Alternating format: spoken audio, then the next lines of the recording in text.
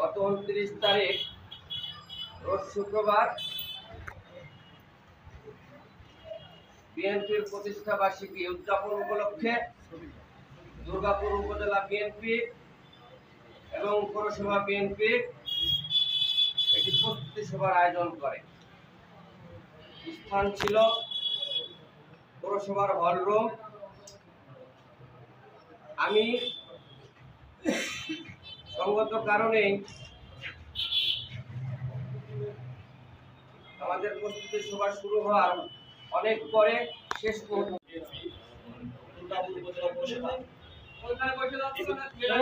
সহযোগী সংগঠনের উদ্যোগে আজকে আমরা দুর্গাপুর সাংবাদিকদের প্রেস ক্লাবে সাংবাদিক সম্মেলনের আয়োজন করেছি।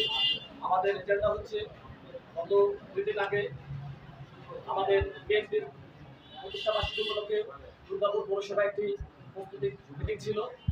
সেই জায়গাতে বিএনপি নেতৃবৃন্দ আমাদেরকে যাদেরকে ভালো লেগেছে তাদেরকে দাওয়াত দিয়েছে, যারা বিগত আন্দোলন সংগ্রামী ছিল না তাদেরকে দাওয়াত দেয় নাই, এবং যারা বিগত দিনে আওয়ামী লীগের সাথে আঘাত করে চলছে তাদেরকে সামনে সারিতে চেয়ার দেওয়া হয়েছে এবং মঞ্চে জায়গা দেওয়া